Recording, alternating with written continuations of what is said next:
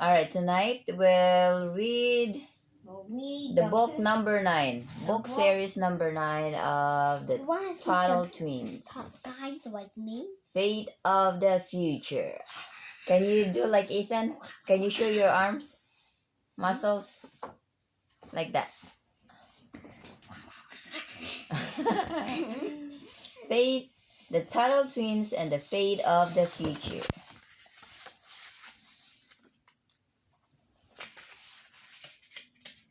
Oh, Emily. Okay. The friar bit, Emily exclaimed as she and the other children rushed into Fred's kitchen. Mrs. Wakinona set the pan of mandazi on the counter to cool. Ethan's mouth began to water as he watched her sprinkle sugar on top. This looks just like the picture in the book we read about Uganda, Aaron said as his mother smiled widely. That's right, she replied.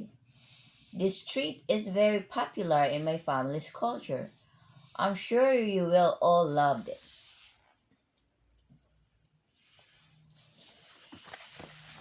I'm sure you will all hate it. Ethan, Emily, and many other children from the neighborhood loved participating in Fred's book club. Each family took a turn choosing a theme for the month and organizing an activity to help them share what they all learned and the books they choose.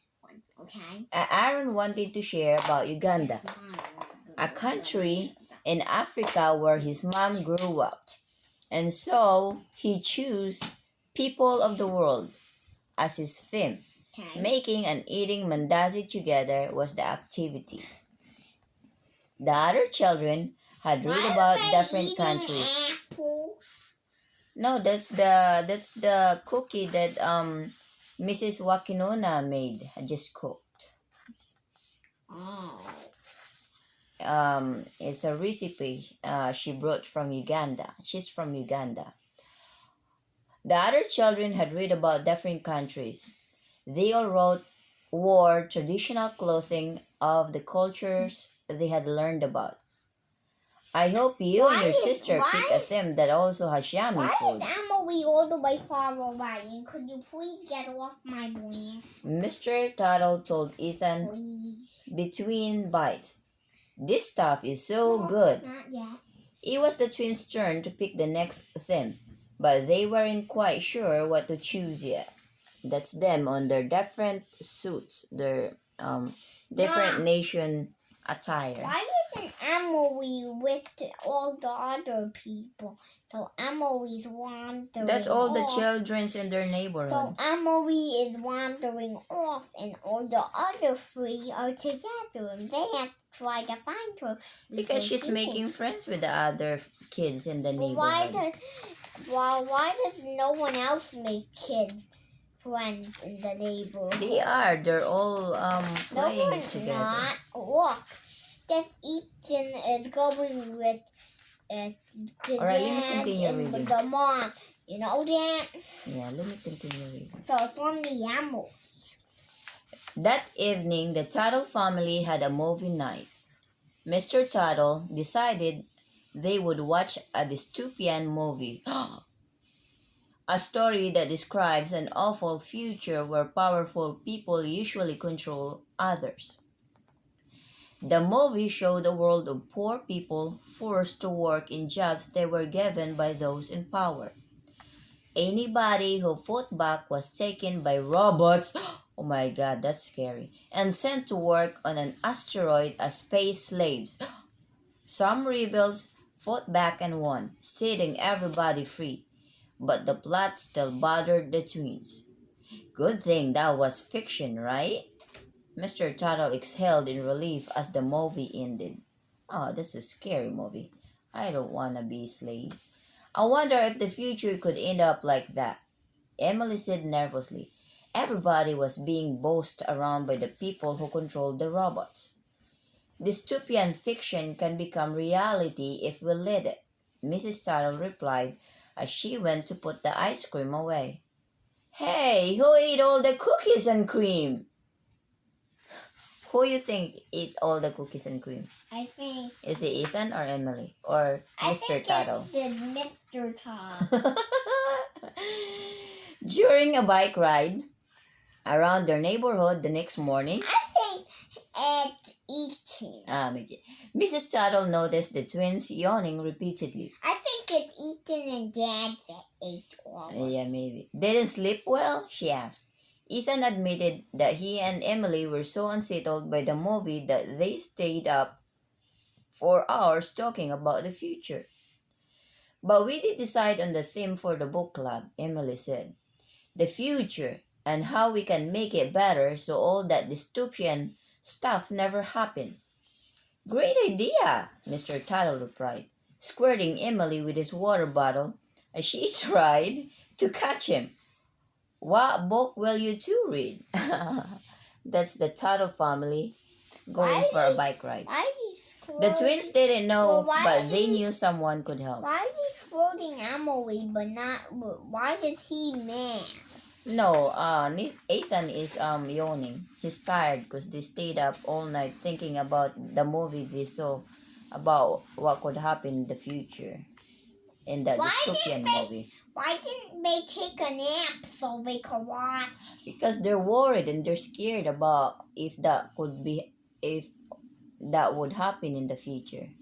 Not surprisingly, they soon found themselves back at Fred's house to get some suggestions. He had an expansive selection in his office. The twins wanted something with a futuristic theme, so Fred led them to a shelf with science fiction and fantasy books. I don't want anything dystopian, Emily mentioned. I need my beauty sleep. And too many kids' books just treat us like little babies, Ethan replied. We want to read something that makes us really think hard about how to make the future better. Fred said, taking a step back to look at his collection. I definitely have plenty of books that fit that criteria. Yeah, Mr. Fred has a big and large collection of books like in his library. Like Ben on Channel 1. Ethan walked to the shelf where Fred kept Basquiat's book, Channel 3. The Law, that they had once borrowed. How about this one? Ethan asked, taking a book written by someone named Murray Rothbard. I've overheard Dad mention this guy before. That one will definitely challenge you, Fred laughed. It might be a little hard to understand, but if you want to avoid a dystopian future... Oh, Anthony. No, that's Anatomy of the State. No, wait, if you mixed it up, and then you put Alright, let me finish reading. Oh my God. It will definitely help. You two seem up to the task. Anatomy of the State. Look at the book they decided they wanna read about. It's Anatomy of the State. Well, I know how to mix it. A-N-T-O, and then put N, and again, and then the Y, so that will make a minus. Okay. Anatomy of the State, Emily said. That's Anthony of the State. Anatomy of the State, Emily said, reading the title. So does it talk about the parts of the body? It must. There's a drawing of some body's insides on the cover, Ethan replied. But what's the state? I would think the same too, see? Anatomy of the State. I wonder what's the book about. That's what the book will explain. Mom, can I move? Fred replied. Look here. He set a globe in front of them.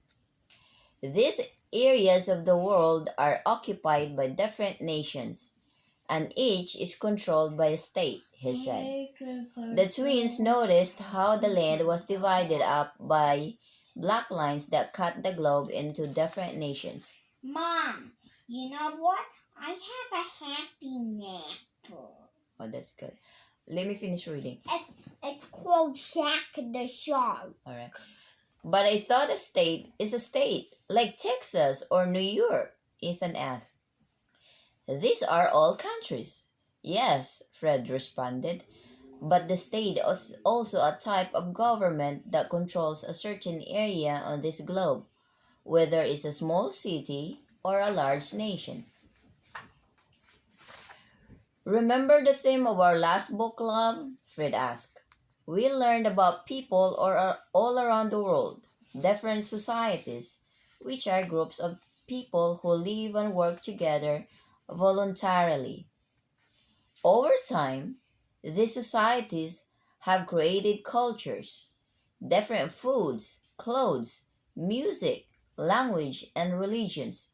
It's really fascinating to see what people can create when they work together like this.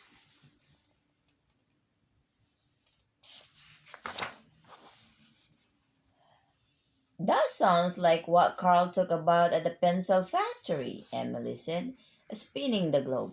People around the world work together to make a simple pencil, even though they are in different states. I guess you would say. That's a great example. Look at this, Fred replied. A state is limited just to the area it controls, but through society we can work together with others, whether it's our neighbors or people around the world. Fred stopped the globe from spinning by placing his finger on France. My parents were born here, he said, and the people, the society are great. So is the food, he said with a big smile. Ethan pointed to Scotland. Here's where some of Dad's family is from. And that's where Mom's family comes from, Emily added, pointing to Sweden. She also found the gold star Aaron had placed over Uganda. Each of these societies are full of interesting people who work together, Fred explained. But these nations all have a state, which is a type of government. You'll see how this book talks about the parts of the state, its anatomy, and how that makes it so different from society. Fred told the twins he would alert the club about their theme for the month, and that he was excited to see what they would learn. The society in the state.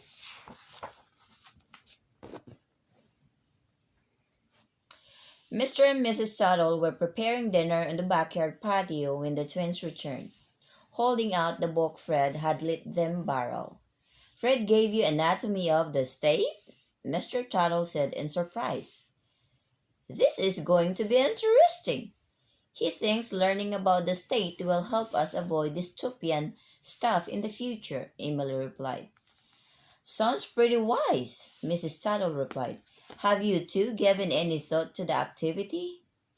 Not yet, Emily said as she sat down. Ethan set out the dishes while Emily skimmed the book. There were many passages that Fred had already highlighted.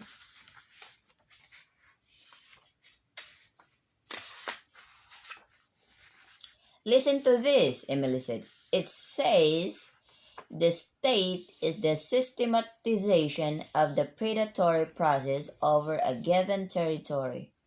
Huh? Ethan said, looking confused.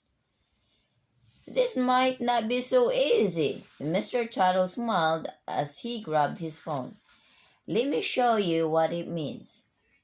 Ethan and Emily watched as their dad played a video he found on the internet of a leopard chasing a gazelle in an African savanna.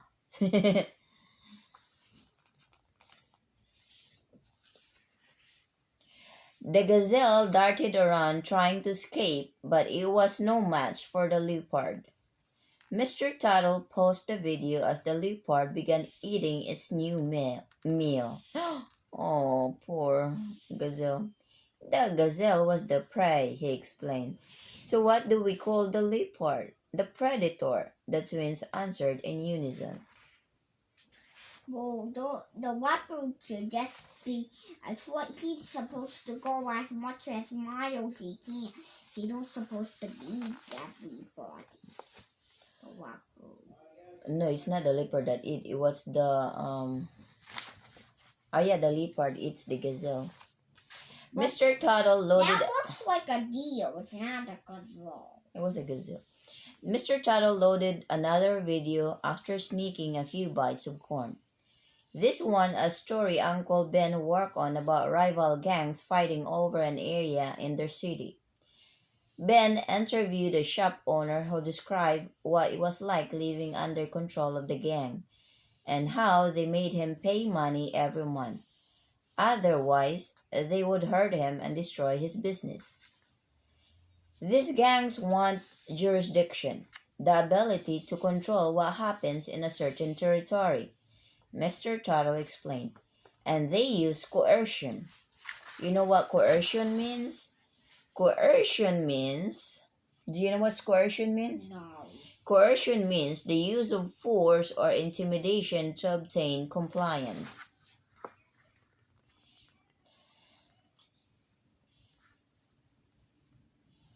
And they use coercion, which means they use violence and threats of violence to get what they want. So they're the predators and the shop owner is the prey, Emily observed. Exactly, Mr. Tuttle replied. But what they are doing is illegal. So the police try to stop them. If you or I tried to bully people in our neighborhood like that, we'd be in a lot of trouble. That brings us to the last point, Emily, Mrs. Tuttle said. You read about predators in a certain territory becoming part of a system, becoming the normal and accepted way of doing things. Most people in charge of the state want to do good things and help people. They're not trying to be bad like gangsters, Mr. Tuttle chimed in. And many states let the people who live there vote and help decide who should be in charge. But even though societies are all different, he continued, there is one thing about a state that is always the same. What's that? Ethan asked. Well, the state always uses coercion against people who might prefer to do something differently than what the state wants, he replied. Even if the people in charge are nice, forcing others to do things leads to many problems, Mrs. Tuttle remarked.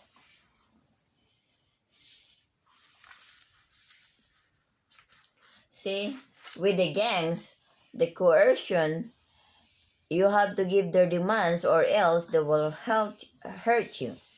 And with the coercive state, you have to pay the taxes or else they'll take all your properties, all your belongings away. Unfortunately, the problems with the state aren't just in fiction books, Mrs. Tuttle added, sitting out the food. There have been states throughout history, so we can see how they turn out. She explained how societies want to protect themselves from criminals and invaders, so they form a government and give it power to protect them and defend their lives and their property. But that part sounds fine, Emily commented as she scooped baked beans onto her plate. There are plenty of bad guys in the world. That's true, Mr. Tuttle said. But these governments tend to always expand their power. Instead of just protecting people, they begin controlling them and limiting what they can do. The government begins acting less like a protector and more like a predator, Mrs. Tuttle said. And that's wrong because we shouldn't be prey. That explains why those dystopian stories are so awful, Emily said, thinking of predator bots controlling people. It's like the golden rule, Ethan said. Chief Ron said it's never okay to use force in aggression, only in defense. So why are they talking about still 6 books we're not talking about, but 3 they are talking? Well, they're telling their mom and dad what they learned about their experience when they had the camping, about what Chief Ron said. It's never okay to use force in aggression, only in defense. We don't want to be bullied or attacked. So we shouldn't do it to others, and neither should the state. Neither should This is also like what we learned about the law, Emily added. True laws protect our rights from bad guys. But if the laws are used... Son, come on. True laws protect our rights from bad guys. But if the laws are used to control everyone, bad things can happen and people begin to use the law to boss others around.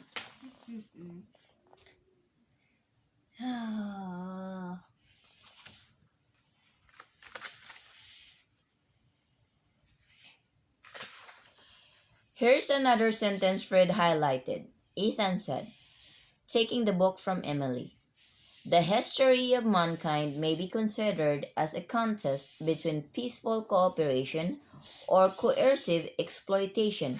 What was coerce again? Coercive or coercion? But you made one mistake. It was the use of force or intimidation to make you comply. That's about sums up what we just talked about.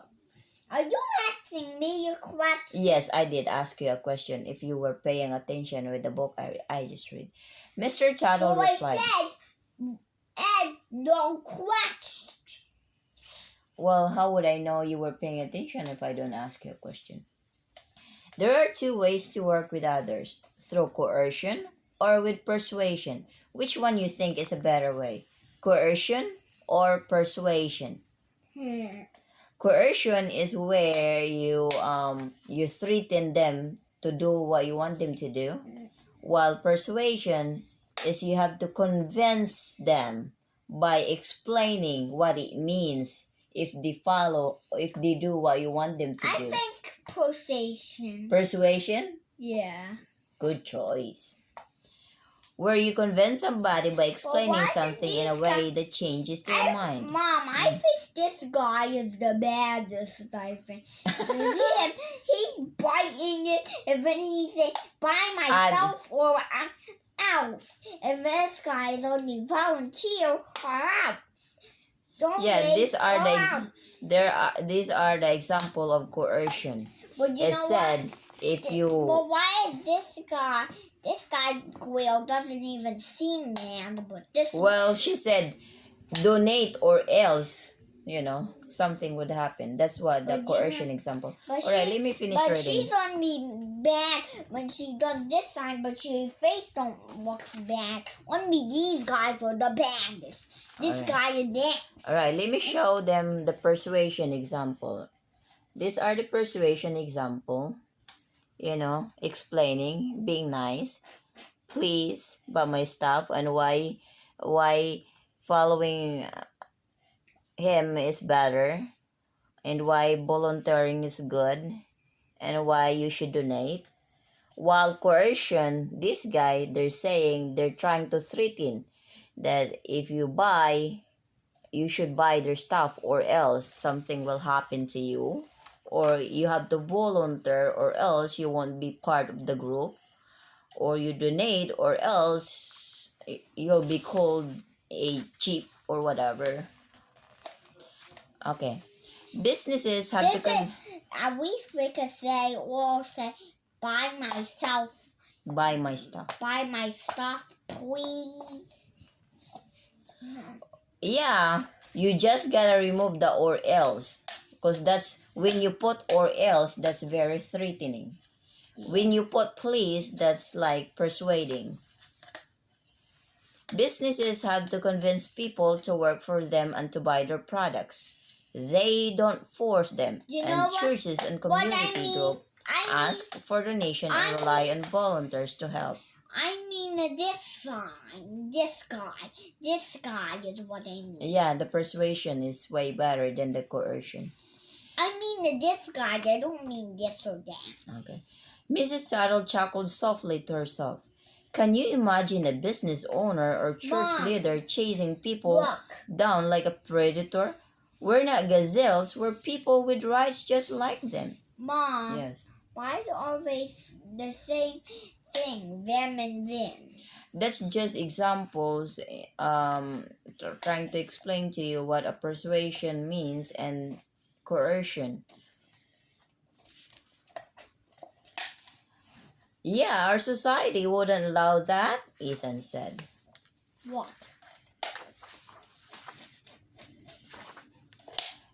You're right, Mr. Tuttle responded. The people of our city were very upset when they found out that it was Bob, the restaurant owner, asking the mayor to send the police to shut down the food trucks. And with your help informing the public, that food truck fiasco didn't last long, Mrs. Tuttle said proudly. But there's the big question. If most of us agree that it's wrong to use coercion in society, why do people allow the state to act that way? They're really powerful. So do we even have a choice? That's gonna spill. I'm trying to make the flies not go in there. They're really powerful. So do we even have a choice? Ethan asked around a mouthful of peas. Bob didn't want customers to have a choice. He wanted a monopoly. He wanted to be the only one selling food, Emily added, looking over at Ethan. And what do monopolies hate? Competition, Ethan said, snapping his fingers. I see the problem. Every country is run by a single state. It's like there's one big business in charge of making rules for the whole area. People don't really have a choice. Mrs. Tuttle smiled, seeing her twins work through the issue.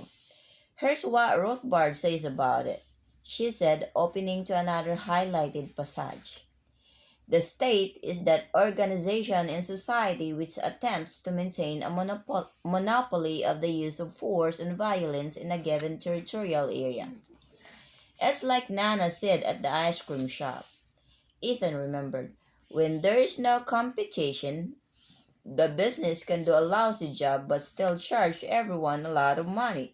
Sounds awful. Bingo, Mr. Tuttle added. The state never has to rely on persuasion to get what it wants. It has a monopoly no matter what. Yep, unfortunately.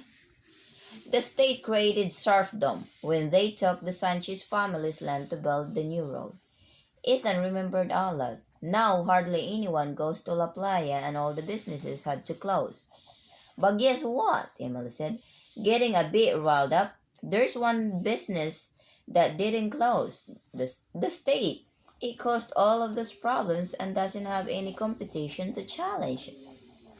Everyone quietly pondered what they had been discussing as they did the dishes together. Ah, that's nice. Look, the whole family washes the dishes together. Mr. Tuttle put a dish detergent. Emily rinses it. Who was that? Are those the guys trying to make them do that? No, those are the guys that did the serfdom, that created the serfdom. The people that work in the state. Serfdom is the only place left? No, the state is the only place left. A business left. It's important to reflect on stories from the past, even things like the food truck fiasco and the problem with serfdom. Mrs. Tuttle remarked, if you care about the fate of the future, history is very important to remember. Answers to our questions can often be found in lessons from the past. Voluntary government and society.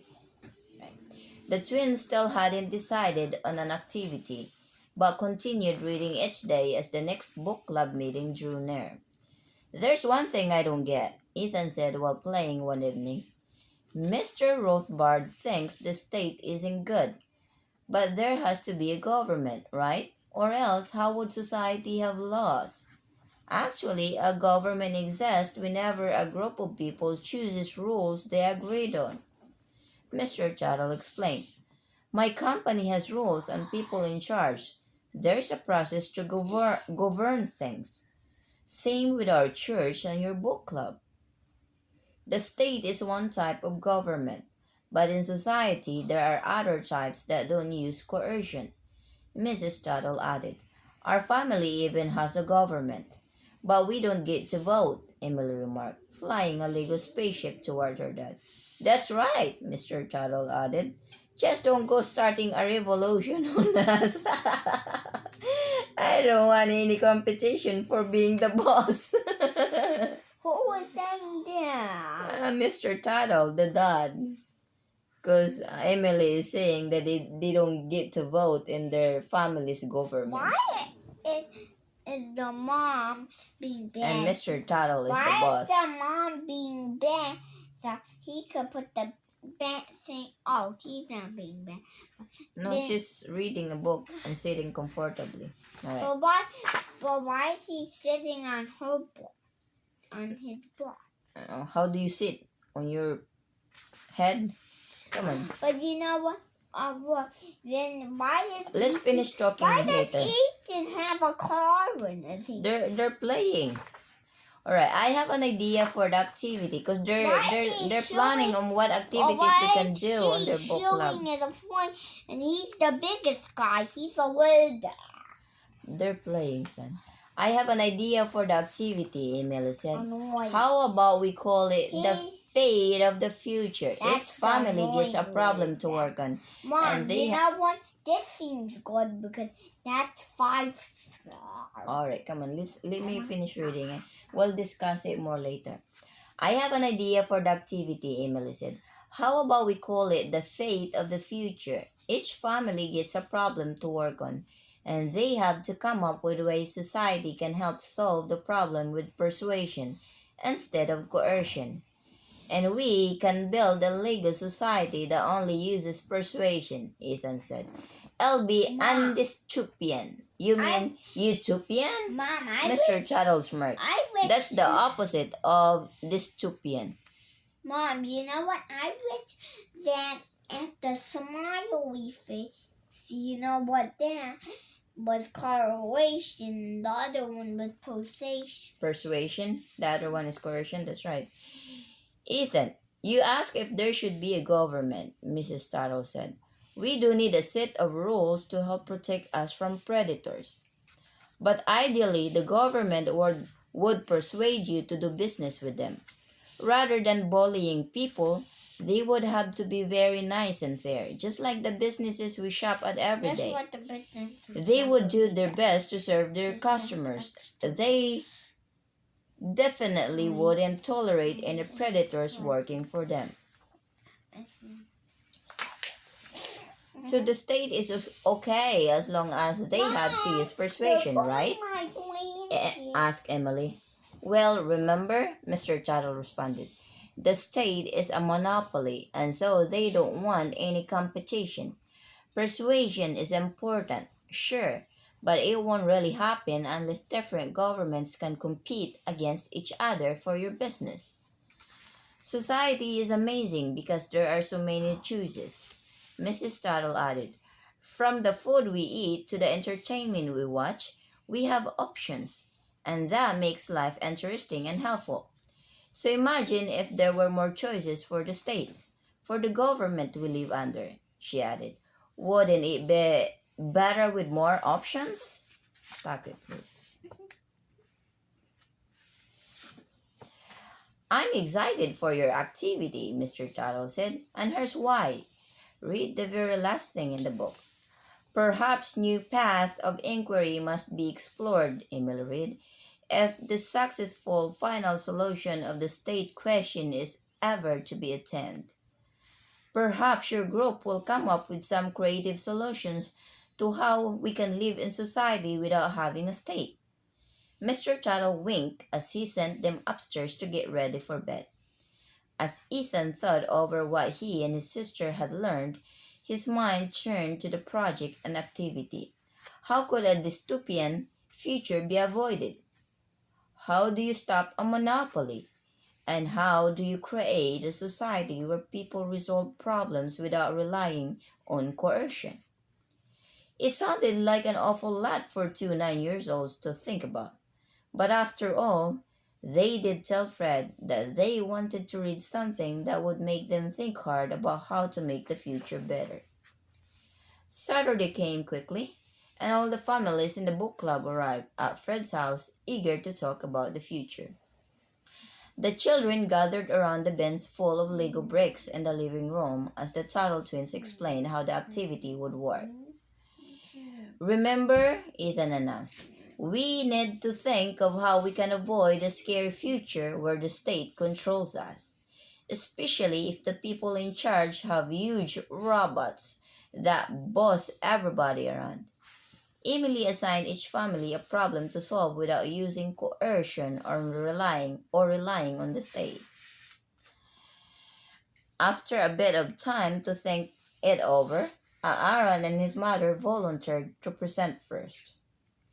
"Our problem was helping poor people," Aaron said. "We think society can take care of the poor by creating an app that lets people see who in their neighborhood is in need, so they will be more willing to help.